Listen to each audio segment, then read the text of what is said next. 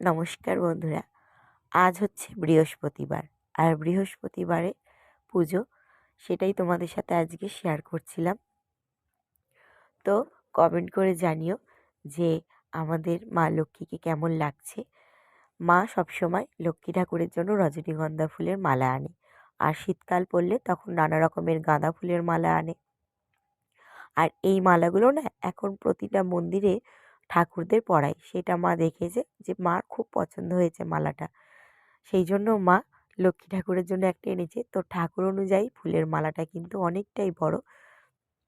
তবুও দেখতে ভালো লাগছে। ঠাকুরকে তো দিতেই হবে, সেই জন্য মা এনেছে। তো পুজো দিতে দিতে আরেকটা জিনিস যেটা চোখে পড়লো সেটাও তোমাদের সাথে একটু শেয়ার করি। আমি এই প্রথমবার মনে হচ্ছে দেখলাম, তাই তোমাদেরকেও দেখালাম। জোড়া গাঁদা ফুল, দেখো একসঙ্গে দুটো গাঁদা ফুল একসঙ্গে উঠেছে।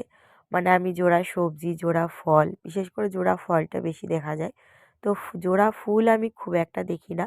তোমাদের আগের বছরে একবার আমি দেখিয়েছিলাম যে আমাদের গাছের একটা কলকে ফুল হয়েছিল, লাল কলকে ফুল, সেটা জোড়া ছিল। আর এই দ্বিতীয়বার আমি দেখলাম যে গাঁদা ফুল জোড়া।